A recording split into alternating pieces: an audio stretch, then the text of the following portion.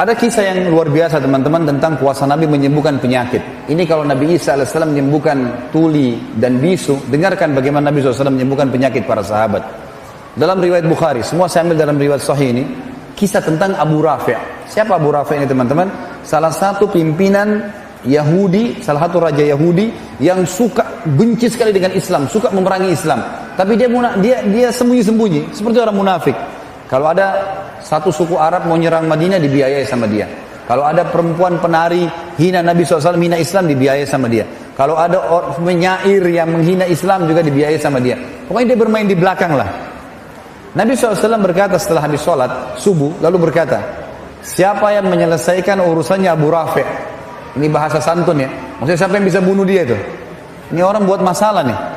Sedikit-sedikit ada pasukan nyerang, yang biaya Abu Rafi'. Sedikit ada wanita menghina Islam, Abu Rafi' di belakangnya. Penyair, Abu Rafi', semua Abu Rafi' di belakangnya. Nabi SAW bilang, siapa yang bisa bunuh ini? Seorang sahabat Nabi bernama Abdullah bin Abi Atiq radhiyallahu anhu, sahabat Nabi yang mulia. Ibnu Hajar menyebutkan dalam Fathul Bari, Sahih Bukhari, beliau mengatakan, Abdullah bin Abi Atiq radhiyallahu anhu punya pandangan mata yang rabun. Zaman dulu nggak ada kacamata kan, jadi mungkin punya minus gitu. Jadi agak rabun matanya. Dia mengatakan, saya Rasulullah, saya akan menyelesaikan urusannya. Kata Nabi SAW, baiklah, pergi bawa beberapa temanmu. Abdullah bin Atiq mengajak beberapa temannya, tidak disebutkan jumlahnya, mereka pergi.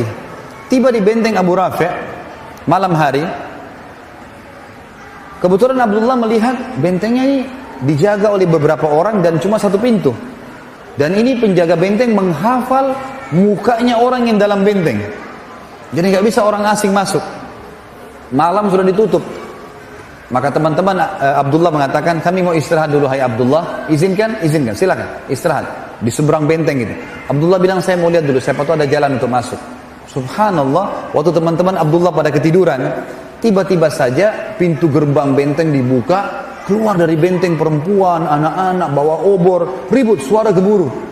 Ternyata terdengar karena mereka menggunakan bahasa Arab juga waktu itu orang-orang Yahudi, karena mereka tinggal di Jazirah Arab, maka mereka Abu Rafi' si Abdullah dengar, mereka bilang, untanya raja kami Abu Rafi' sedang hilang, carilah. Jadi rupanya untanya hilang, dicari sama masyarakatnya, mereka keluar semua. Abdullah melihat ini kesempatan. Kalau dia bangunkan temannya lama lagi, dia jalan sendiri. Dia bilang, saya pun menyelip di antara orang-orang yang masuk sampai akhirnya saya masuk ke dalam benteng.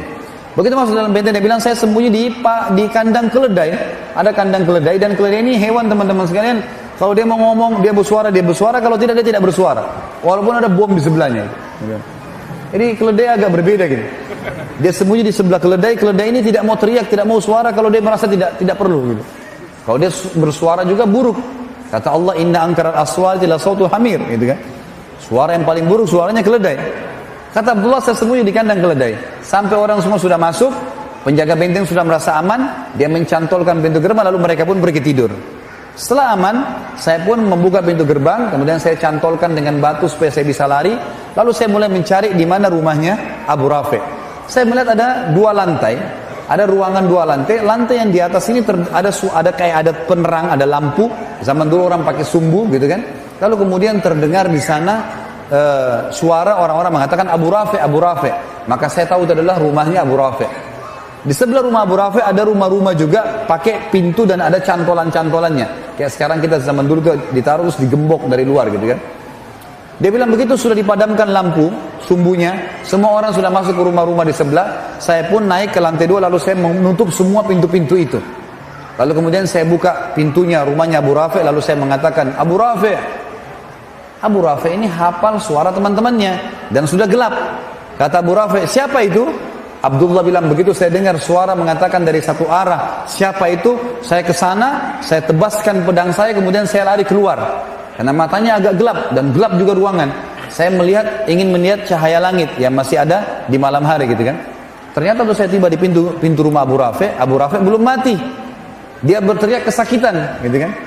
Maka saya pun mengatakan, mengubah suara saya lagi, lalu saya mengatakan, ada apa wahai Abu Rafi'?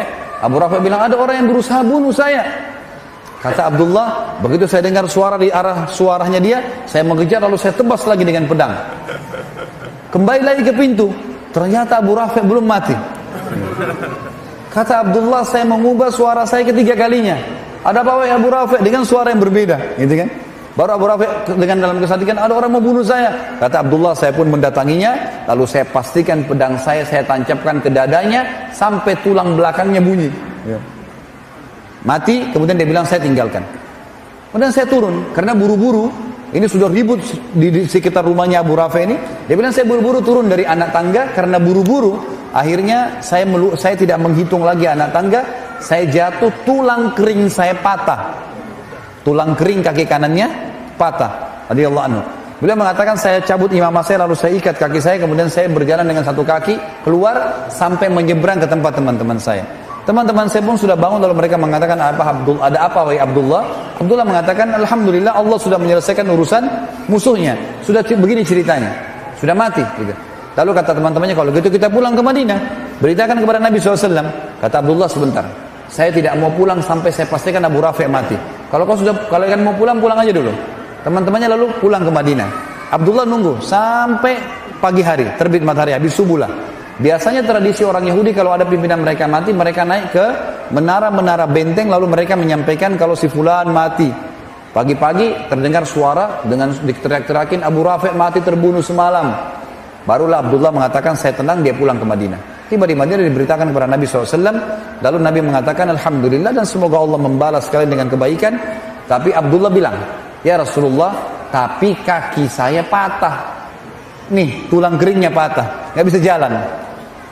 Kata Nabi SAW, ubsut rijlak, luruskan kakimu ke arah saya. Diluruskan, lalu Nabi SAW meludahi lukanya. Ya, Abdullah, kata Abdullah waktu Nabi SAW meludahinya, tiba-tiba saya bisa loncat dan bisa berlari. Tapi teman-teman, ini ludahnya siapa? Jawab dulu. Nabi SAW. Jangan pulang dari sini mengaku ludahnya bisa. Seperti Nabi SAW. Ini mukjizat, ya. Jangan salah faham ini. Karena pernah terjadi teman-teman sekalian, ada satu orang namanya Musailam al-Kadzab. Pernah dengar? Musailamah ini yang mengaku Nabi di zaman Nabi SAW. Makanya diberikan julukan Kadzab. Tradisi Nabi SAW itu kalau ada anak bayi yang baru lahir, orang-orang Ansar baru lahir, disuruh datang ke masjid, dibawalah anak-anak ini. Kemudian Nabi SAW mengelus kepalanya, mentahniknya, mengunyah kurma lalu ditempelkan ke langit-langit bayi itu, gitu kan? Nabi SAW memberikan nama. Jadi para sahabat senang gitu.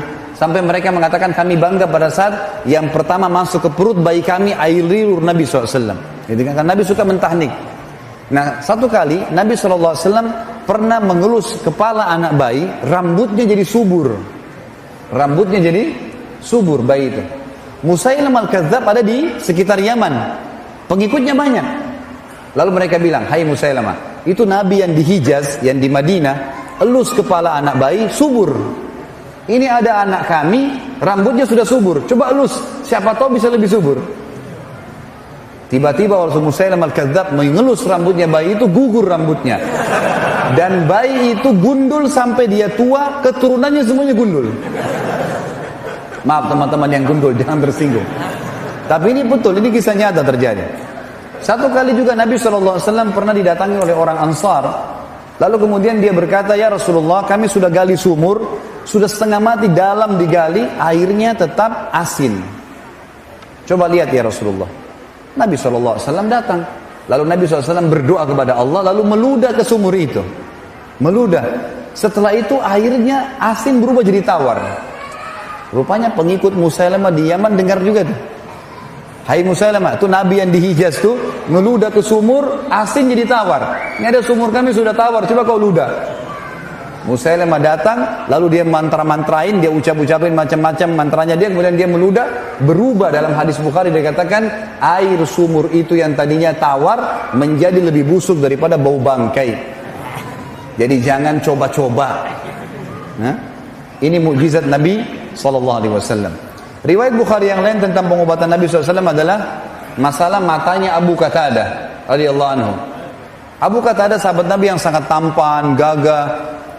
Dalam peperangan teman-teman ada anak panah lepas dari arah musuh, kena matanya, bola mata kanannya kena. Karena kerasnya kena itu dan beratnya anak panah sampai membuat mata Abu Qatadah jatuh. Dalam hadis Bukhari dikatakan ini, matanya itu gelantung. Waktu sahabat-sahabat lihat, para sahabat mengatakan, wahai Abu Qatadah, kami potong aja matamu. Nggak ada solusi lain. Di zaman sekarang saja kedokteran canggih, bagaimana caranya mau dijahit nih? Sudah keluar bola matanya. Kata dia, sebentar. Coba bawa saya ke Rasulullah sallallahu alaihi wasallam. Bawa saya ke sana. Pergilah ke sana. Subhanallah, dari jauh Nabi begitu lihat Abu Qatadah, Nabi senyum. Dan ini kecerdasan Abu Qatadah. Kita lihat nanti dalam banyak kisah teman-teman, sahabat-sahabat yang cerdas, waktu Nabi masih hidup, mereka langsung datang ke Nabi minta solusi.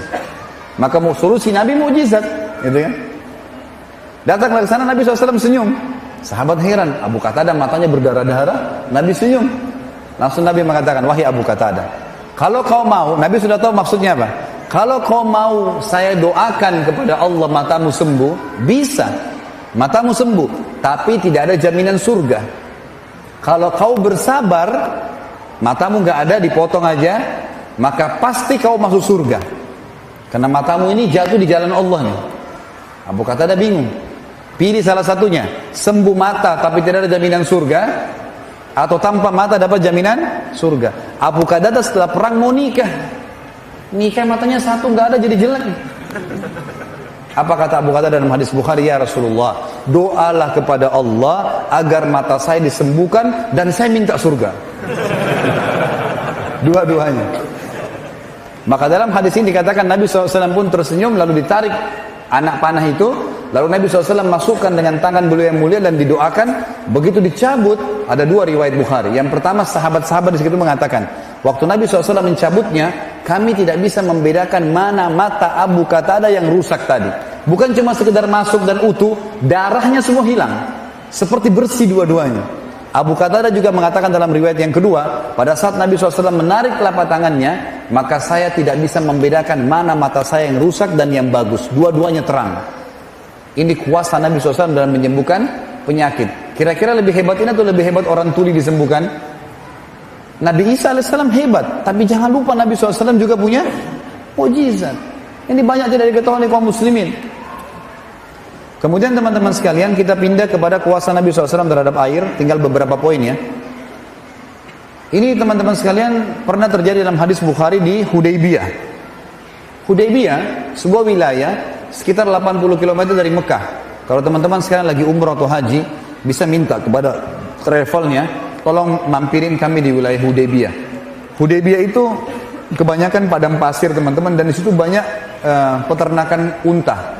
Jadi ke Hudaybiyah itu biasanya orang untuk beli susu unta, dan untuk melihat daging unta di situ ya.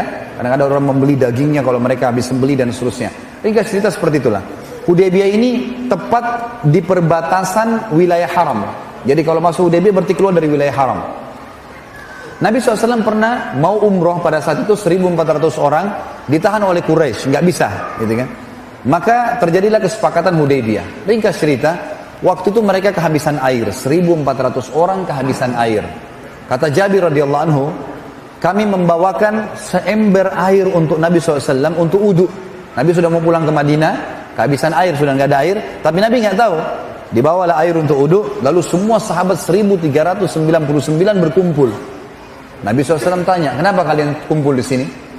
Kata mereka, kata Jabir radhiyallahu anhu, ya Rasulullah, kami kehabisan air, nggak ada air. Jangankan untuk wudu, untuk minum nggak ada, habis. Di sekitar sini nggak ada air. Air terakhir tinggal di ember Anda ini. Anda selesai pakai, kami akan berebut. Maka kata Jabir radhiyallahu anhu, ini saksi bahasan teman-teman, mukjizat yang luar biasa.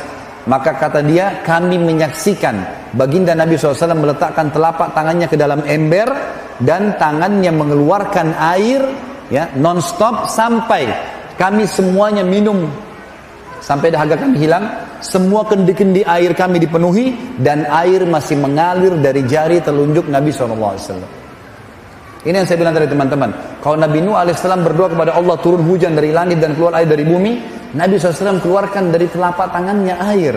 Mukjizat dari Allah Subhanahu Wa Taala. Ini kuasa yang luar biasa. Dan kata Jabir, jumlah kami waktu itu 1.400 orang dan semuanya berhasil minum dan juga memenuhi kendi-kendi airnya.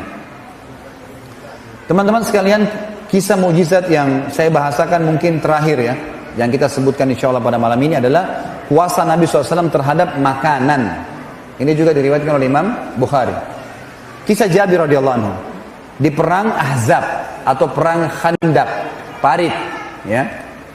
Waktu Nabi SAW mendengarkan Quraisy keluar dengan 10.000 orang, seluruh suku-suku Arab yang kafir, berikut dengan Yahudi, Kainuqa dan Nadhir dari Khaybar, semuanya ikut untuk memerangi Nabi SAW dan ingin membagi-bagi Madinah dengan 10.000 penunggang kuda.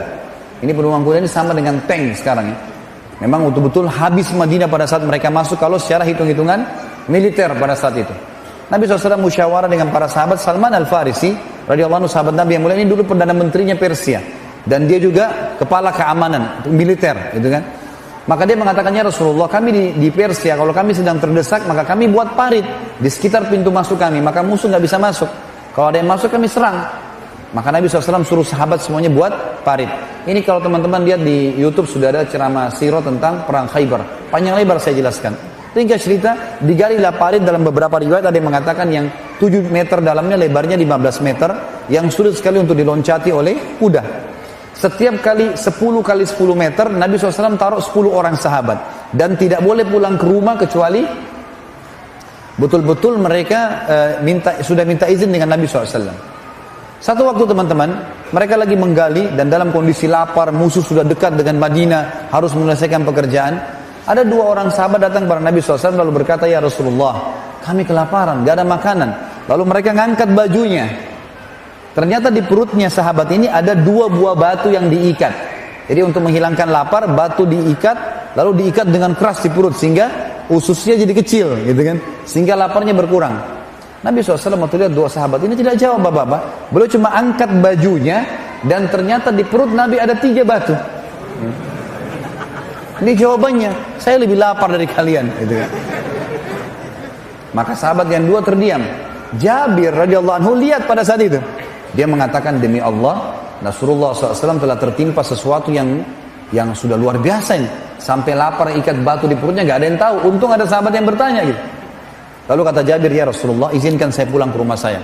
Kata Nabi SAW, baiklah, pulang. Dia pulang. Dia bilang kepada istrinya, ya, hai istriku, punya makanan gak? Kata istrinya, kenapa? Dia bilang, saya telah melihat sesuatu yang memilukan dari Nabi SAW. Kata istrinya, apa itu? Rasulullah SAW ikat perutnya dengan 3 batu. Masa kita bisa membiarkan itu? Ini lapar, ada makanan. Kata istrinya, persiapan makanan kita adalah 1 sak gandum, ada 1 sak gandum, beberapa kilo gandum, dan ada 1 anak kambing kecil milik kamu di sebelah rumah. Kalau kau mau, potong kambing itu saya buatkan kari, kemudian nanti gandum ini kita buatin roti. Lalu undang Rasulullah SAW makan ke sini. Kata Jabir, pikiran yang bagus. Disembelilah, dibuatlah masakan tersebut. Begitu selesai, sudah siap makanan, kata istrinya, Jabir, ingat, jangan permalukan saya di depan Nabi SAW. Undang Nabi SAW dengan 4 atau maksimal 5 orang sahabatnya. Makanan gak cukup. Ini pas hanya untuk 10 orang paling maksimal. Mereka 5, saya juga sama kamu sama anak-anak harus makan. Kata Jabir, tentu saja. Pulanglah Jabir ke Khandaq tadi. Lalu dia bilang, ya Rasulullah, dibisik-bisik Nabi, ladayya tu'ayyim, ya. Dalam bahasa Arab, makanan bahasa Arabnya ta'am, ya. Tapi kalau makanan sedikit dikasih tasghir dan dikasih kecil, tu'ayyim, artinya saya punya makan sedikit makanan.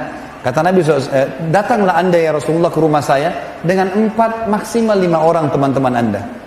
Maka Nabi SAW bilang, apa yang kau siapkan hai Jabir? 1 kambing kecil dengan 1 sak gandum. Kata Nabi SAW, banyak dan berkah.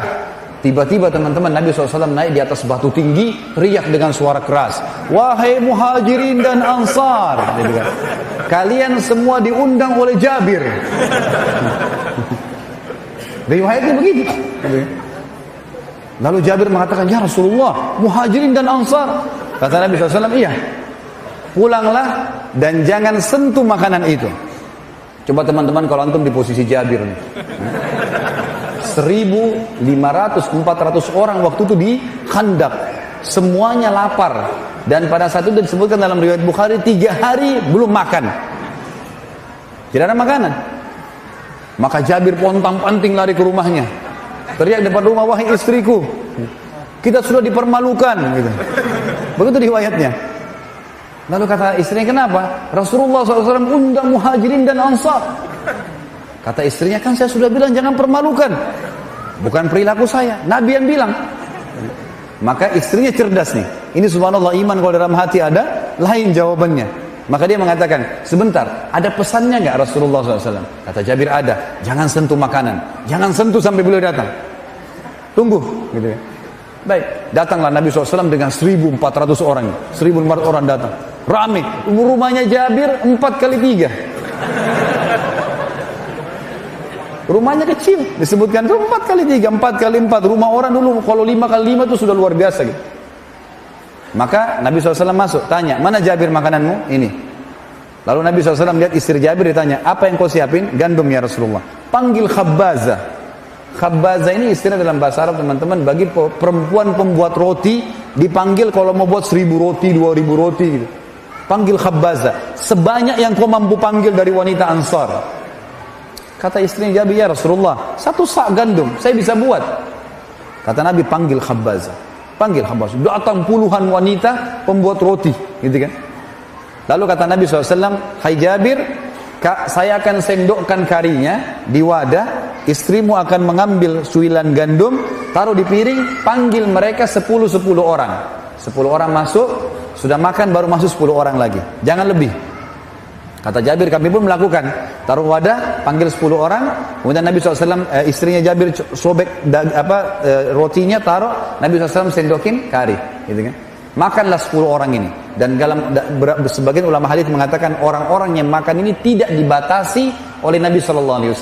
3 hari lapar, mereka makan untuk menghilangkan lapar yang 3 hari. Dan lapar-lapar yang akan datang. Dan ini bayangin bagaimana makannya gitu. Ya. Mereka makan dengan lahap, Nabi tidak pernah batasi. Dan kata Jabir, demi Allah, setiap kali Nabi SAW menyendok karinya dan istri saya menyuil gandumnya, semua kembali utuh. Sampai 1.400 orang makan semua. Semuanya makan. Dan demi Allah, kari kami dan gandum kami tidak berkurang sedikit pun. Sampai mereka semua pulang, maka Nabi SAW berkata, wahai Jabir, masih diperintahkan, bagi-bagikan makanan ini kepada seluruh penduduk Madinah yang belum makan, karena manusia sedang ditimpa kelaparan. Sampai kata Jabir, kami bagikan kepada seluruh masyarakat Madinah, itu pun masih utuh. Nanti setelah mereka makan semua, pada saat sisa saya sama istri saya baru berkurang pada saat kami sendok. Dan ini kuasa Nabi SAW terhadap makanan. Dan banyak contoh-contoh yang lain teman-teman.